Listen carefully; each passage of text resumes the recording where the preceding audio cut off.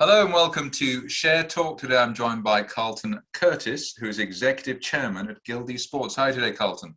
Good. Thank you, Zach. Thanks for having me on the show.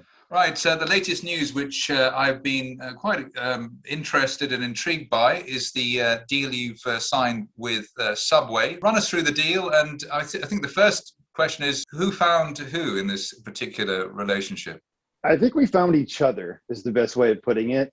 You know, they were looking to enter the esports space, make an authentic connection with this Gen Z audience and really evolve their brand beyond what they've created over the last, several decades.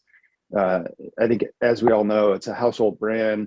It's an iconic brand, and I think they're trying to evolve that and keep catering to that younger Gen Z audience. And they had many opportunities to do that across media, entertainment, esports. And I think part of the reason they chose us was because we have a very different vision as an esports organization. You know, clearly our co-owner, David Beckham, brings a nice halo effect to the company. And I think, quite frankly, he's brought a lot of awareness to the company. But our core product is really working since the IPO that happened in October. Our esports performance is already top of the table.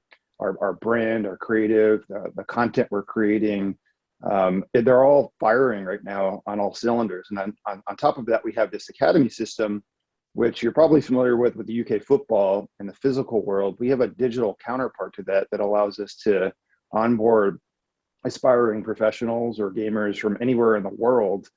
So that's a very different USP that I think we offer as a company than any org in the space. So that collection of inventory as a partner, I think, was really appealing to them.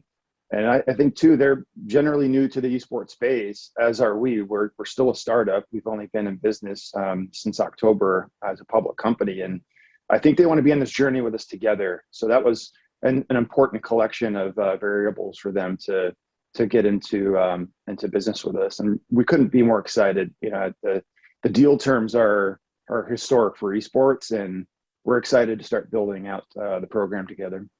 Yeah, something I've noticed just in terms of their immediate reaction to the Subway deal is that it seems to have been much better embraced by investors, people on social media who I follow. That may be, I think, because they're familiar with the name, whereas esports for the Generation X and I don't know what's before that, the Boomer generation, or whatever generation before that. Esports is a very alien environment. They know David Beckham, and now they know Subway, and it just makes them. It's easier to triangulate what you're doing and how you're growing. 100%. I think in many respects it legitimizes the business.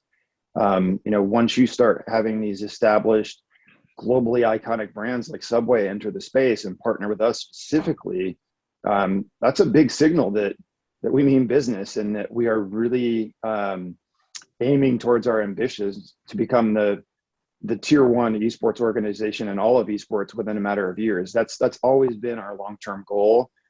We don't want to be a boutique esports organization who's good in one small game. We want to be dominant in all of the games we play. We want to be a dominant merchandiser with our apparel.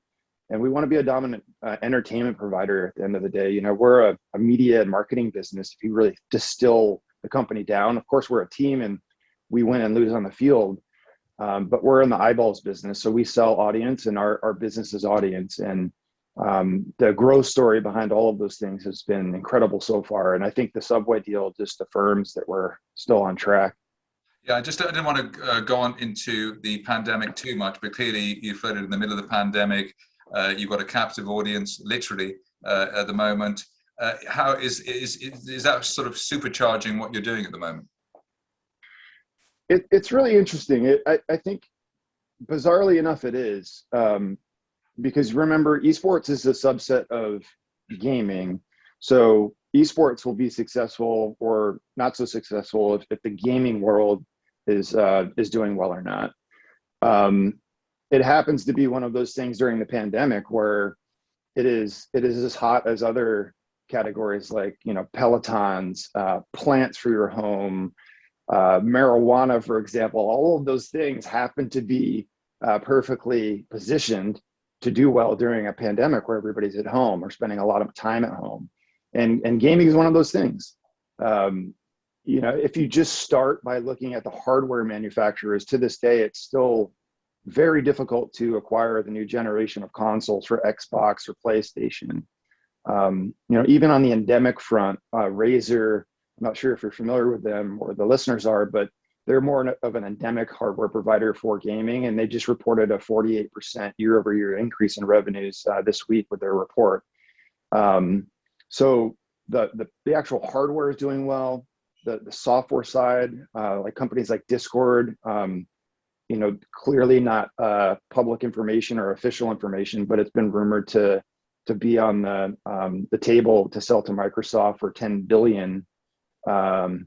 And the streaming and entertainment side, the consumption of esports and gaming on YouTube gaming and Twitch has just exploded during the pandemic. Because, again, if you're into sports, you notice that a lot of major sports tournaments, leagues, et cetera, were canceled or postponed 6 to 9 months ago, and many of them are back on track.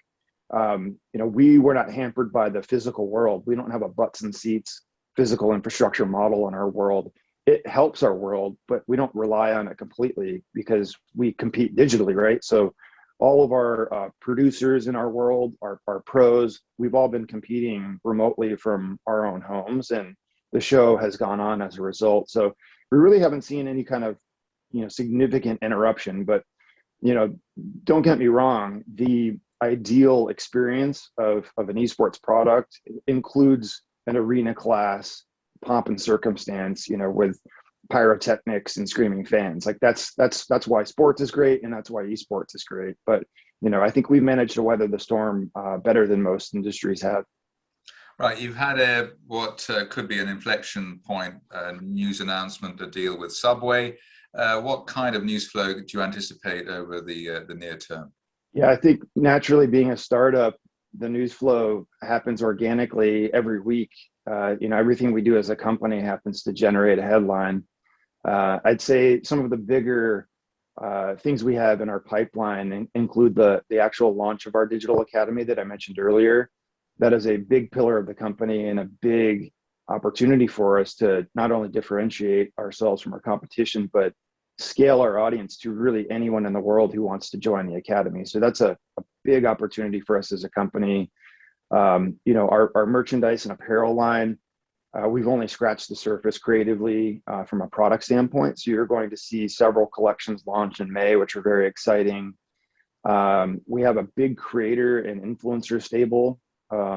So we're fully operationalized with our esports, but we also have entertainers essentially in our company who stream, who create content. They're more generalists in that regard. We have very exciting announcements around the corner for that as well. And then, of course, on the sponsorship front, we're not done selling.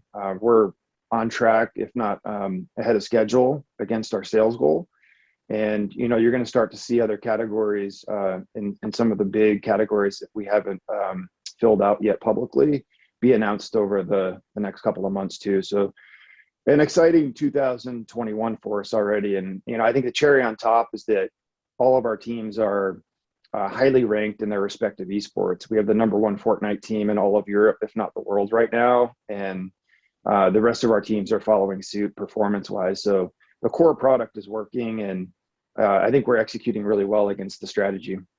So there's a lot there. Any key message or final message to investors watching this at the moment? Look, I just want to thank everybody for the support since we've gotten since October, and this is still building mode. And I think, we're proving ourselves every day that we mean business and that we're following through on our promises that we've made to everybody in the investment community. Carlton Curtis, Executive Chairman at Guild Esports, thank you very much indeed. Thank you.